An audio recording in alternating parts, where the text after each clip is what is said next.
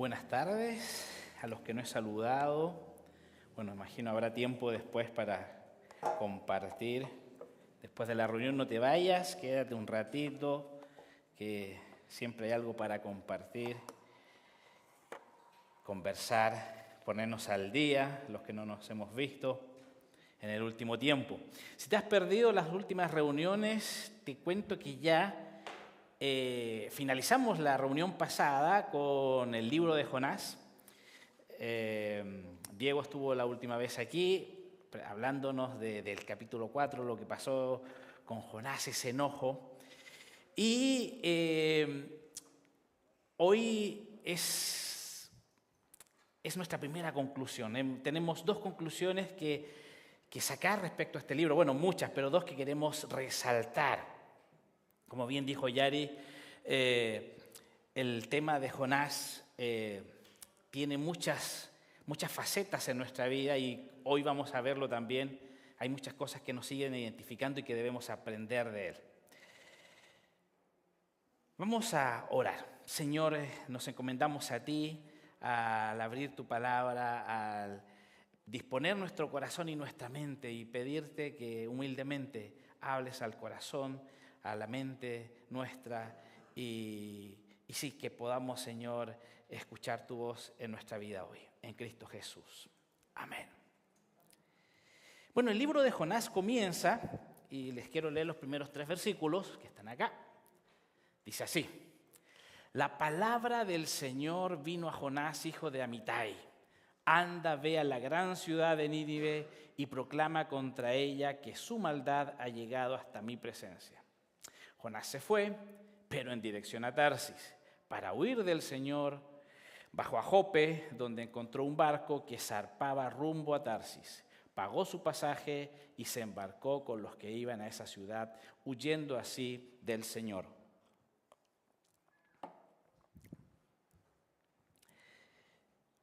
Dios manda a Jonás, le tiene una tarea por delante que no era fácil, ya lo vimos, y vemos que él tomó la dirección contraria. Y tal como le hizo la pregunta aquí Yeri a nuestro Jonás, es la pregunta del millón.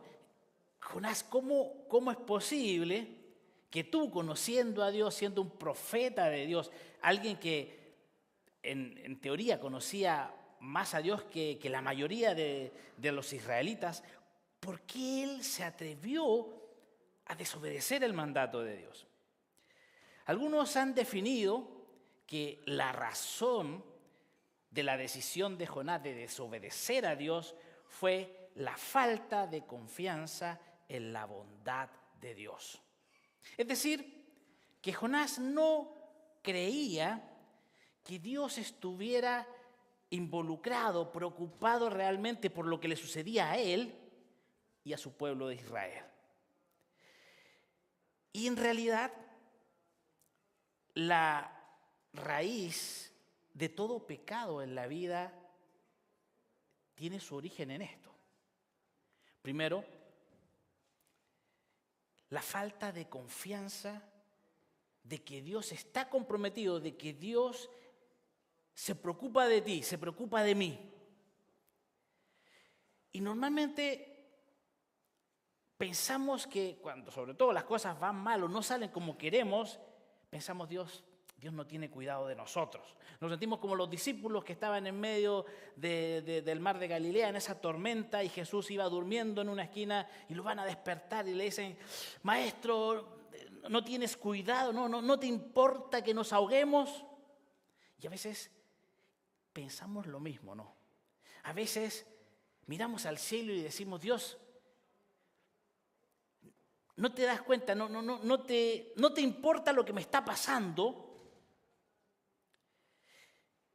Y fíjense, una de las raíces de todo mal nace de esta desconfianza de que Dios te ama, de que Dios se preocupa de nosotros.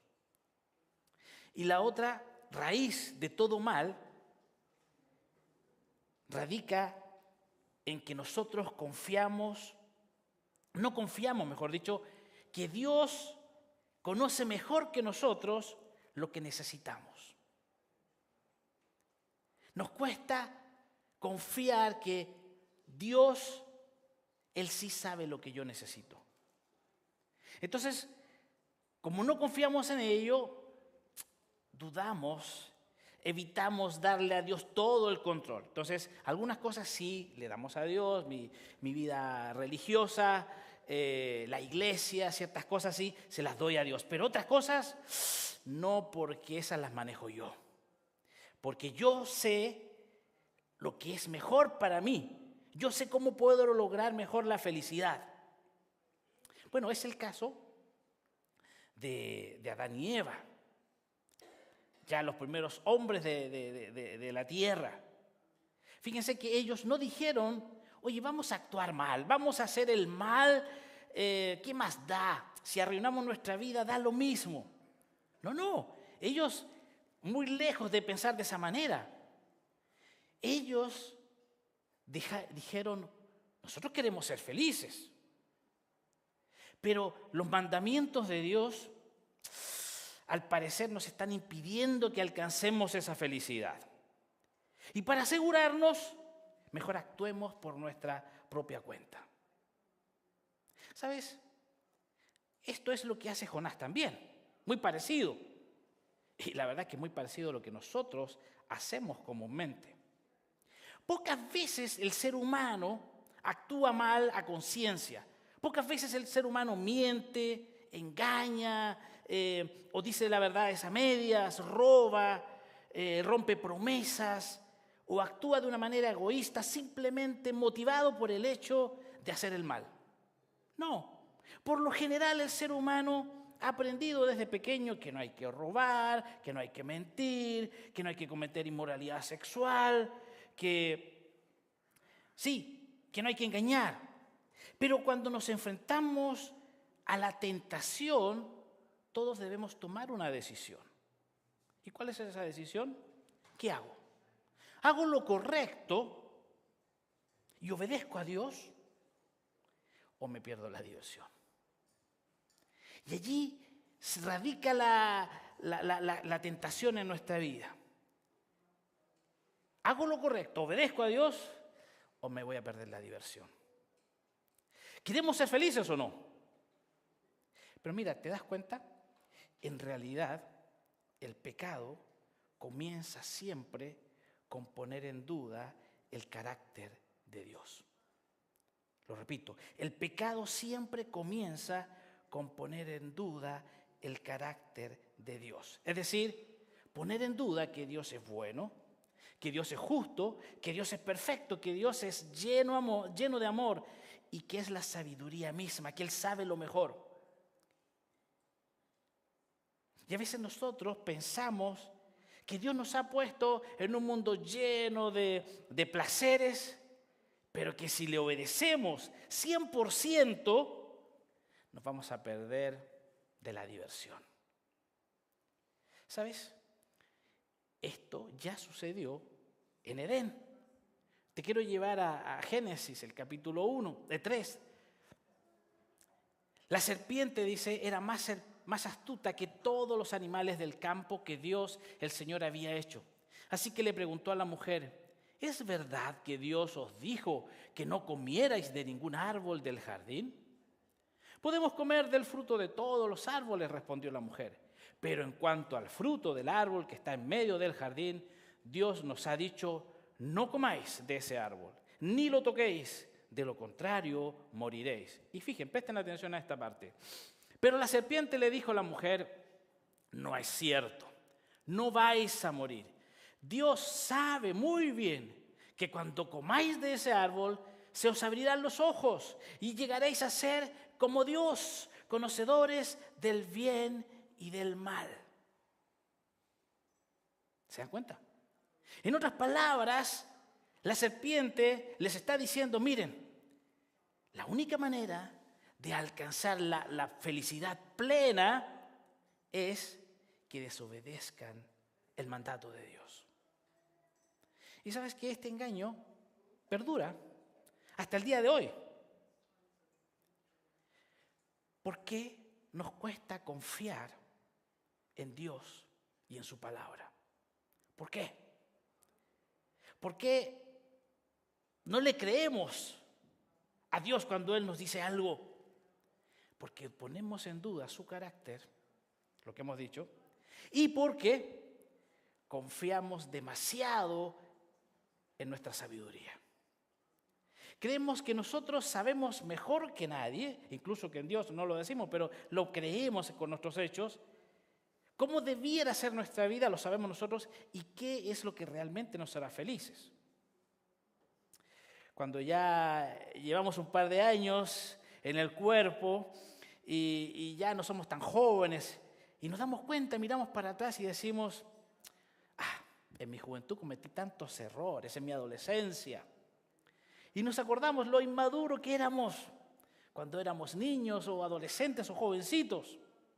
Pero ahora que ya tenemos más años, ahora que, la experiencia nos ha hecho más maduros, más sabios, ahora ya no cometemos errores, ¿no? Esos errores de juventud ya no lo cometemos y confiamos tanto en nosotros. Pero ¿saben qué? La verdad es que seguimos cometiendo errores, quizás no los de antaño, pero seguimos confiando tanto en nosotros, en nuestra sabiduría, que dejamos a Dios completamente fuera en áreas de nuestra vida, como el trabajo, las relaciones de pareja, la familia. Entonces, fíjate, la tentación principal que siempre el ser humano ha tenido y que nosotros seguimos teniendo y nos vamos a seguir enfrentando es desconfiar de la bondad de Dios y desconfiar de lo que Dios nos dice, de su palabra.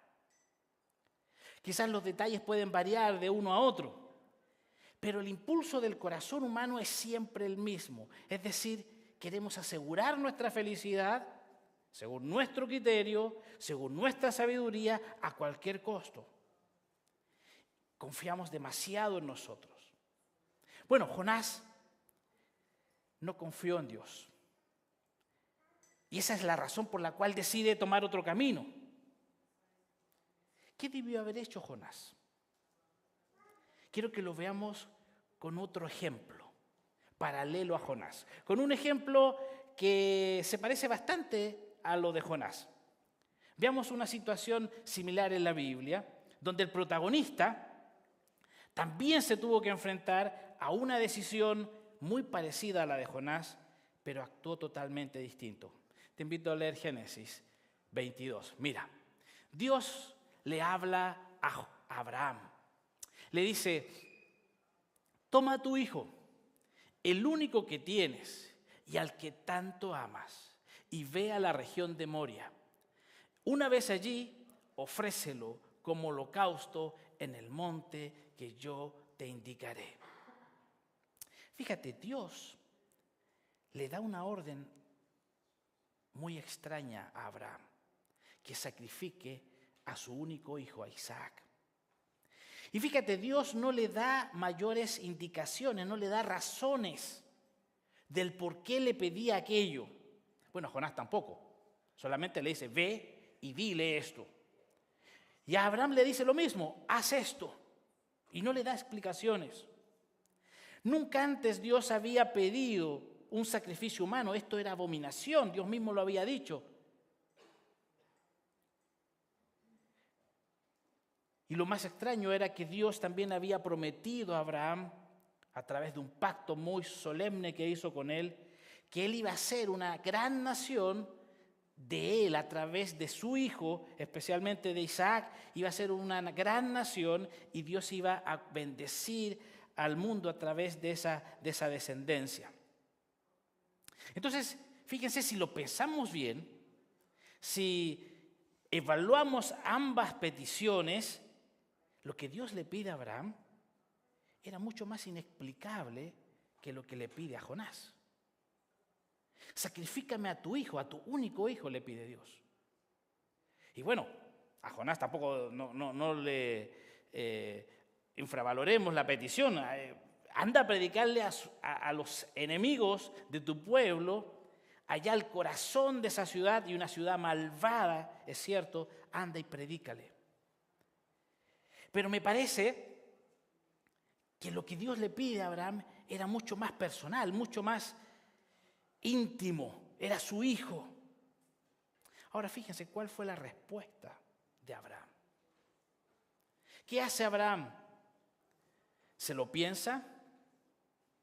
¿Duda? ¿Pospone la decisión? No.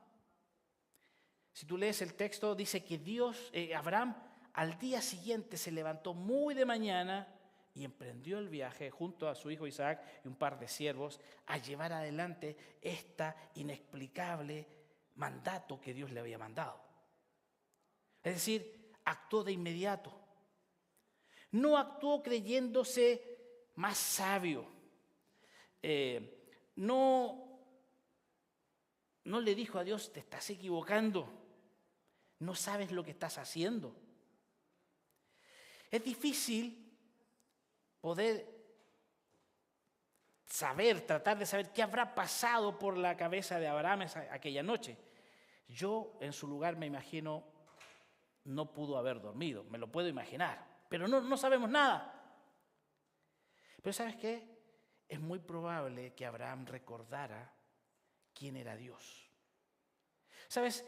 Un tiempo antes de esto que Dios le había pedido, Abraham mismo había mostrado cuánto él conocía de Dios. No conocía tanto como nosotros, pero lo que él conocía, él lo manifiesta.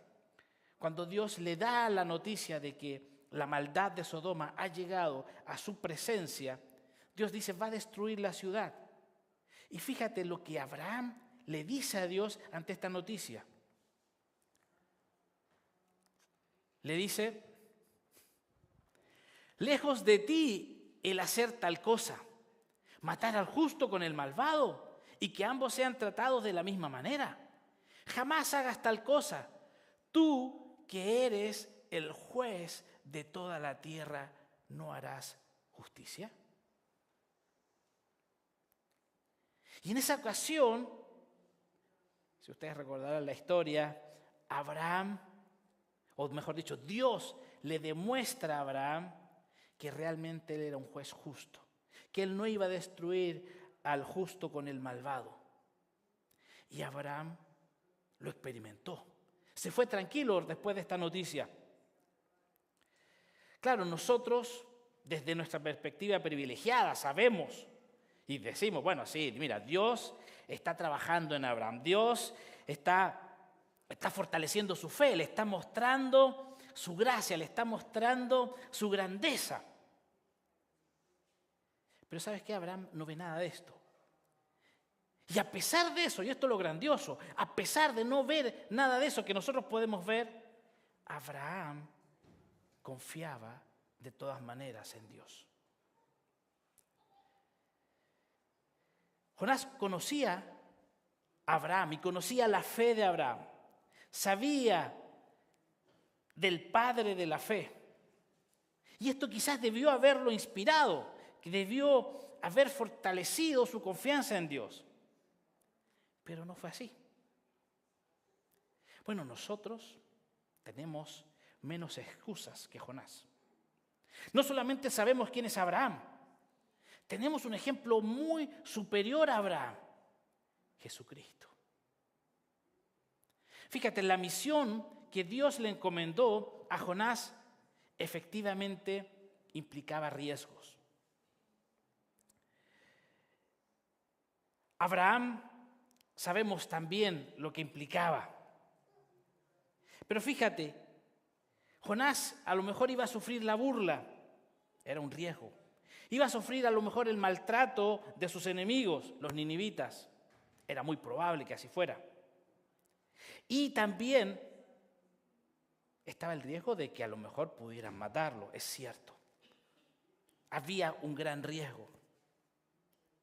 Pero fíjate, hoy en día muchos cristianos reciben este mismo llamamiento de ir y llevar el evangelio a lugares del mundo que para los cristianos es inseguro, donde incluso su vida y la de su familia está en riesgo. Fíjate, hace el año 2022, hubo un misionero chileno en Haití que fue secuestrado. Él estaba haciendo una labor allá y todavía está allá con su esposa y sus hijos, y fue secuestrado por 11 días, estuvo en cautiverio. Y a mí me sorprende lo que él dice a la prensa después que es liberado. Hay un reportaje completo. Realmente me sorprende cómo escribieron todo lo que él dijo respecto a su fe. Pero fíjate, dice, estar aquí, porque él sigue allá, ¿ya? Estar aquí en Haití es asumir riesgos, los 13 días en cautiverio del misionero. Fíjate, dice, el misionero chileno Esteban Zambrano fue secuestrado en Haití. Estuvo 13 días retenido y tras las gestiones de la policía y autoridades lo liberaron. Desde entonces, mucho ha cambiado. No solo su familia tuvo que mudarse a otra zona de Puerto Príncipe, capital de Haití, sino que toda la comunidad con la que ellos trabajaban fue invadida por la misma pandilla que raptó al cristiano. Y fíjate, pese a todo, junto a su esposa Carolina, deciden quedarse. Estar aquí es asumir riesgos. Siguen habiendo cristianos hoy en día que aceptan el llamado de Dios, aunque implique riesgos. ¿Por qué lo hacen? Bueno, decía adelante, tenemos un gran ejemplo, Jesucristo. ¿Sabes? Jesucristo, la misión que Dios le encomienda a Jesucristo, no solamente estaba el riesgo de la muerte, implicaba la muerte. Implicaba sufrimiento, humillación. Y un sufrimiento que tú y yo no podemos entender, porque solamente puede entenderlo Dios, que significa, por ejemplo, tomar el pecado. El Dios santo, el Dios que la Biblia describe 3 veces santo, asume el pecado de la humanidad sobre sí.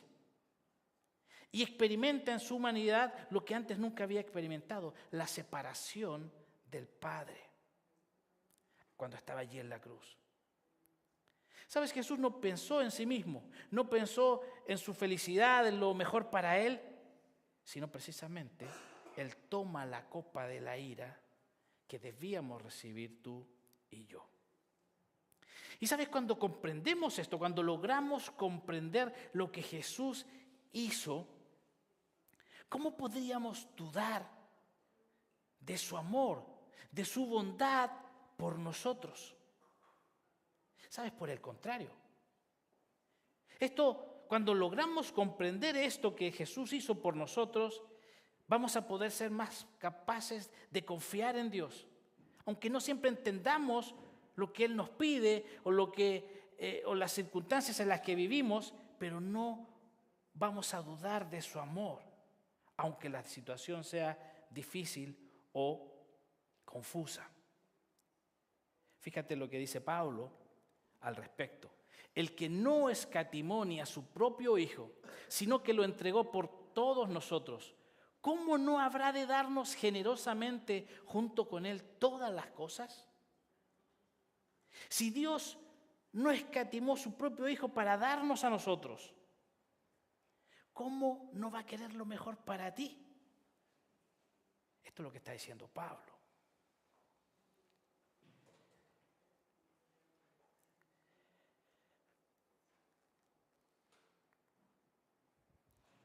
Estamos en un mundo donde hay tormentas, igual que la que estuvo Jonás. Fíjate, voy a repasar esta parte. Jonás se fue, pero en dirección a Tarsis, para huir del Señor. Bajó a Jope, donde encontró un barco que zarpaba rumbo a Tarsis. Pagó su pasaje y se embarcó con los que iban a esa ciudad, huyendo así del Señor. Pero el Señor lanzó sobre el mar un fuerte viento y se desencadenó una tormenta tan violenta que el barco amenazaba con hacerse pedazos. Si bien Jonás huyó de Dios, una tormenta lo alcanzó. ¿Sabes? Dios nos creó, nos diseñó para que vivamos en comunión con Él, para que le conozcamos, para que le sirvamos, para que le obedezcamos, para que sobre todo disfrutemos de Él. Y cuando decidimos romper este principio, este propósito que Dios tiene con nosotros, esto va a traer consecuencias naturales sobre nosotros. Timothy Keller dice, todo pecado va unido a una tormenta. No quiere decir, no está diciendo toda tormenta es producto de un pecado, pero sí dice, todo pecado va unido a una tormenta. Siempre uno de los pecados, va a traer una consecuencia en nosotros que va contra el diseño con el cual Dios te creó a ti y me creó a mí. Y en el caso de Jonás, la tormenta no solo lo alcanzó a él, también arrastró a los marineros que se encontraban con él en el barco. Y como les decía, en nuestro mundo vemos hoy muchas tormentas por todos lados, muchas dificultades, muchos sufrimientos. Bueno, a veces nosotros mismos somos los causantes de meternos en estas tormentas. Muchas veces nosotros somos culpables, pero ¿sabes? Muchas veces no. Muchas veces sufrimos las tormentas de otros. Pero ¿sabes? Lo grandioso para nosotros es que a pesar de esto, Dios siempre va a cumplir sus propósitos a través de las tormentas en nuestra vida. Versículo que quizás a lo mejor has escuchado más de alguna vez. Ahora bien, sabemos que Dios dispone todas las cosas para el bien de quienes lo aman, los que han sido llamados de acuerdo con su propósito. ¿Sabes? Dios cumple sus propósitos en nuestra vida a través de las tormentas que llegan, sea por culpa nuestra o sea por otros. Dios va a cumplir sus propósitos en nosotros. ¿Cómo lo hace Dios? ¿Cómo obra Dios en medio de las tormentas en nuestra vida? Bueno, en primer lugar, Dios usa las tormentas que llegan a nuestra vida para que dependamos de Él, para que descubramos su gran amor, para que descubramos su gran poder, de manera que de otra manera no podríamos experimentarlo. No podríamos experimentar el gran amor de Dios de otra manera. El pastor John Newton, pastor del siglo XVIII, fíjate, él escribió lo siguiente, me parece interesante. Solo cuando sentimos el mayor dolor es cuando el poder, la sabiduría y la gracia de Dios sosteniendo el alma se hacen evidentes y permiten que el alma permanezca, incluso que triunfe bajo tales presiones, ya que sin duda lo soporta aunque esté por encima de sus propias fuerzas.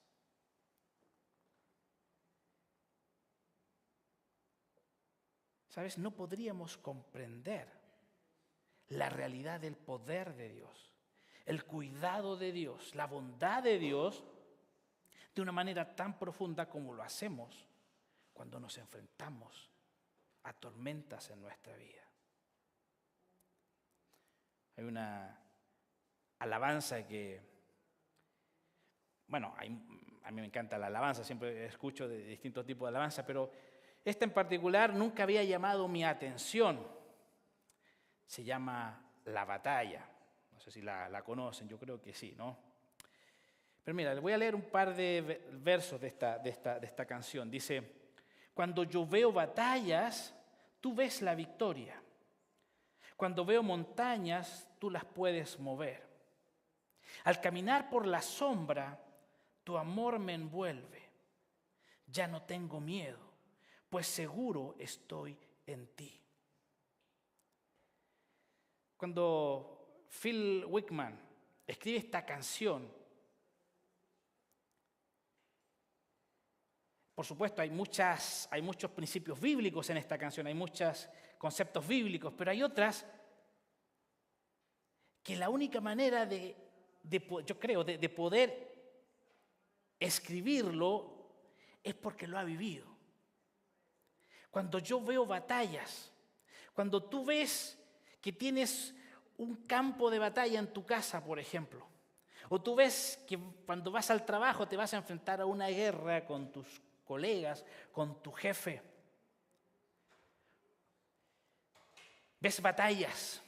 Y fíjate, él dice, cuando yo veo batallas, tú, diciéndole a Dios, tú ves la victoria. ¿Cómo puede él escribir algo así? Porque seguro que él experimentó aquello. Cuando Dios cambió su forma de ver de esta circunstancia, de esta batalla, de esta tormenta en la que está enfrentando, y puede ver lo que Dios hace a través de ello, entonces él puede decir con razón, sí, yo veía batallas, pero tú veías victoria. Por eso no me apartaste de aquí, no me quitaste esta batalla. O al caminar por la sombra, tu amor me envuelve. Imagínate, por supuesto, Salmo 23 también podría decir lo mismo, no, aunque ande en valle de sombra y de muerte, pero fíjate, alguien que solamente ha caminado en la sombra, en la oscuridad, y experimenta el amor de Dios. No dice veo tu amor, dice tu amor me envuelve. Ya no tengo miedo, pues seguro estoy en ti. ¿Sabes? Alguien que se ha enfrentado al miedo, al terror incluso, pero experimenta este amor de Dios que lo envuelve y lo ha vencido, puede decir, seguro estoy en ti. ¿Sabes? Las tormentas en nuestra vida, Dios las usa. No importa, ya digo, sea por propia culpa o por culpa de otros, pero tormentas que tengo que atravesar, Dios está viendo otra cosa en esa tormenta. Está viendo cómo tu fe se desarrolla. Está viendo cómo su amor se hace tan palpable en tu vida. Personalmente esta canción no me había dicho a mí nada hasta el día que se quemó la casa de mi madre allá en Chile. Ese día, de casualidad, en mi tristeza, a no sé cuántos miles de kilómetros de distancia, mientras yo sufría desde acá lo que estaba pasando allá, escuchando esta canción, y decía, cuando yo veo cenizas, tú ves belleza. Y en ese momento no entendía, no le puedo decir que me alegré en ese momento, pero fue un consuelo pensar, meditar, que lo que veían mis ojos en ese momento, Dios iba a hacer algo nuevo allí, algo hermoso. Y no me podía gozar, honestamente, en ese momento, pero sí me trajo una paz. ¿Te das cuenta que las pruebas que tenemos que enfrentar, Dios lo permite para que experimentemos cuando clamamos a Dios? Yo no sé si te ha pasado, pero en los momentos más oscuros de la vida, cuando estás desesperado, es cuando clamamos a Dios. No es una oración, es un clamor del alma. Y solo lo experimentamos en esos momentos. Pero lo mejor es la respuesta de Dios. Cuando experimentamos esa respuesta de Dios a nuestro clamor, es lo que fortalece nuestra fe. Es lo que hace que hombres y mujeres puedan escribir estas letras de adoración a Dios y que son inspiración para nosotros. Y fíjate, el segundo lugar, ¿por qué Dios permite las pruebas en nosotros? ¿Sabes? Dios obra a través del sufrimiento en muchas ocasiones para prevenir mayores males en nuestra vida. ¿Sabes? Uno de los peores enemigos en nosotros es que nunca seamos conscientes de nuestro orgullo, de nuestra ceguera, de nuestro egoísmo, de nuestra autosuficiencia. ¿Sabes? Por lo general, por naturaleza, creemos que tenemos la capacidad de controlar toda nuestra vida hasta que nos enfermamos. Creemos que tenemos la capacidad de saberlo todo y cómo enfrentar todo, Pero cuando nos aparece un problema en el matrimonio, con uno de nuestros hijos o hijas, y no sabemos qué hacer, vemos lo limitado que somos. Muchas veces nos creemos tan buenos, tan honestos, de lo que realmente somos. Y sabe, Satanás estaría feliz de dejarnos así, de dejar que nuestra vida camine por un camino de rosas maravilloso, con tal de que no nos demos cuenta de nuestra real situación. Ahora piensa en Jonás. Dios envía la tormenta. Si Dios no envía la tormenta, Jonás se va feliz y se va en su egoísmo, en su ceguera, en su terquedad. Y no hubiese experimentado nunca todo el amor y el poder de Dios. Todo eso se lo hubiese perdido.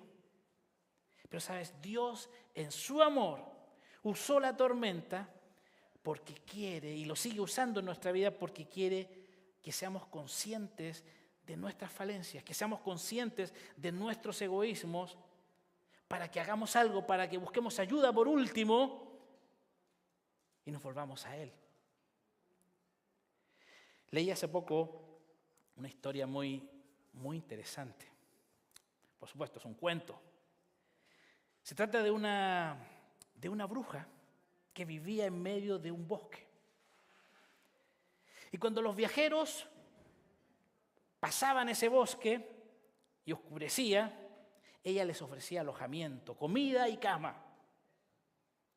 Y una cama muy cómoda. Pero ¿sabes qué? Esta cama estaba llena de magia oscura. Y si tú permanecías durmiendo cuando amanecía, te convertías en piedra. Y las personas se transformaban en una figura de la colección de esta bruja malvada. Y allí quedabas atrapado. Y esta mujer, esta bruja, tenía una niña por sirvienta, estaba obligada a estar allí. Y ella sentía mucha pena por las víctimas. Estaba allí obligada. Y un día vino un joven buscando alojamiento. La noche lo atrapó en medio del bosque. Y la bruja le recibe con mucha alegría, mucha amabilidad y manda a la sirvienta que prepare la cama para este muchacho. Y dice la historia que la chica ya no podía soportar más esta situación. Ver que este joven se iba a quedar allí atrapado para siempre. Así que quiso actuar. En el colchón, en medio del colchón, puso piedras, palos, objetos, por todos lados del colchón, a fin de que esa cama fuera súper incómoda. Y cada vez que el muchacho se daba vuelta en la cama, sentía que algún objeto lo pinchaba. Y aunque el chico quitaba ese objeto, siempre había otro que lo volvía a pinchar y lo molestaba y no lo dejaba descansar. Finalmente esa noche casi no durmió, tanto que se levantó temprano antes del amanecer porque ya no podía dormir. Cuando se fue, se encuentra con la muchacha y le dice muy enojado, ¿cómo es posible que ella le haya preparado una cama tan terrible para un viajero cansado? Lo que no sabía ese muchacho es que en realidad esas piedras, esos palos, esos objetos eran objetos de amor. ¿Sabes? Me parece interesante porque Dios hace lo mismo con nosotros. Pone palos, pone piedras en medio de la cama de nuestra vida para que despertemos, para que nos levantemos y le busquemos, para que aprendamos a confiar en Él, para que no lleguemos al final de la vida sin el Señor en nuestra vida, con un corazón endurecido como una piedra. Esto es lo que Dios hizo con Jonás. En lo peor de la tormenta, cuando las olas se lo tragaban, cuando Jonás dijo, hasta aquí llegué, Dios dispuso de un pez para salvarlo.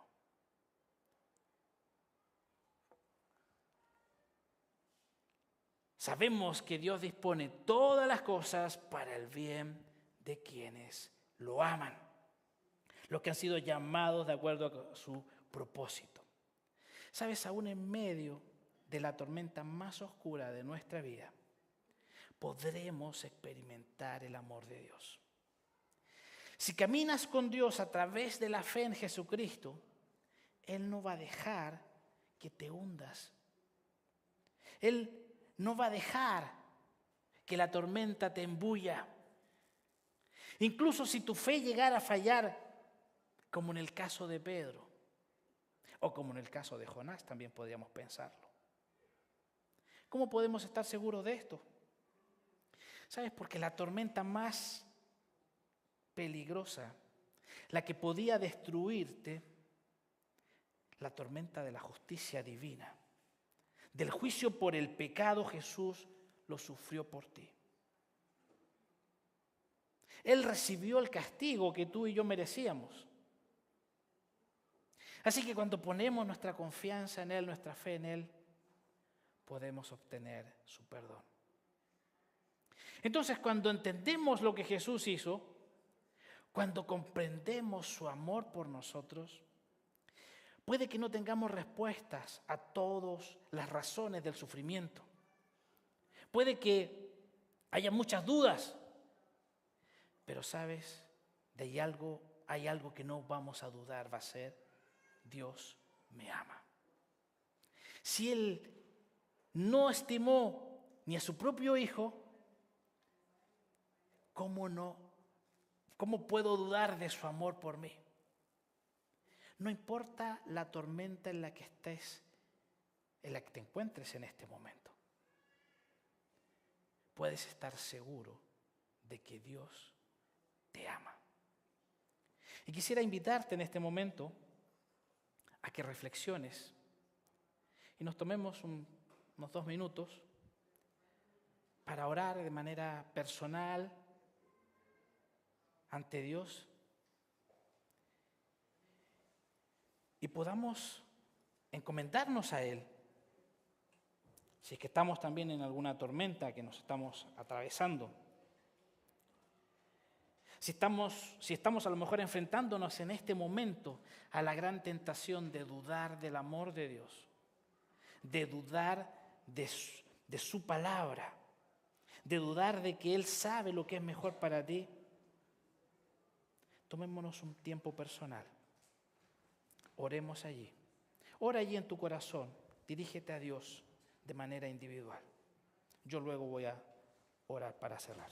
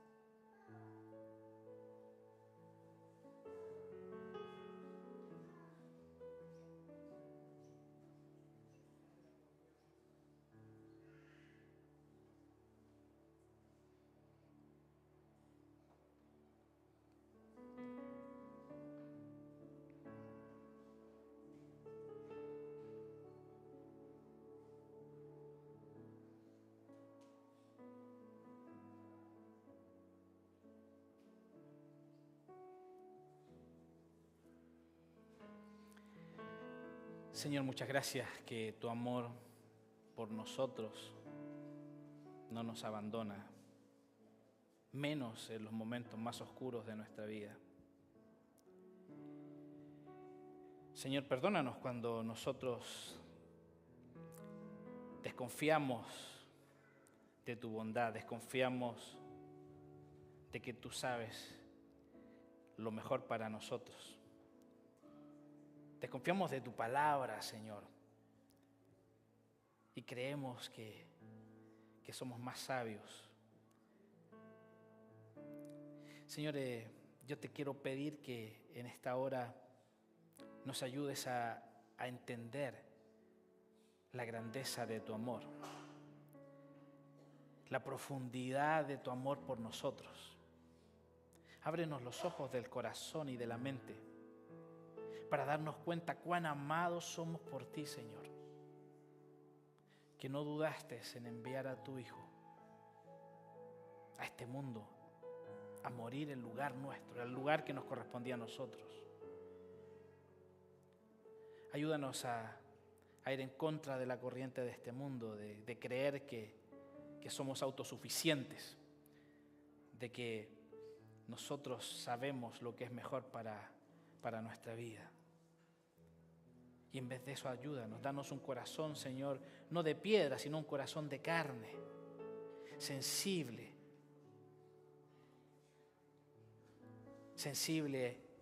a ti, Señor, y que podamos aprender a confiar y a creer en ti. No solo algunos aspectos de la vida, sino todos los aspectos de nuestra vida. Señor, sigue guiándonos para caminar contigo en este mundo. A no soltarnos de tu mano, Señor. Abre nuestros ojos para que podamos ver, para que podamos conocerte más, Señor. En Cristo Jesús. Amén.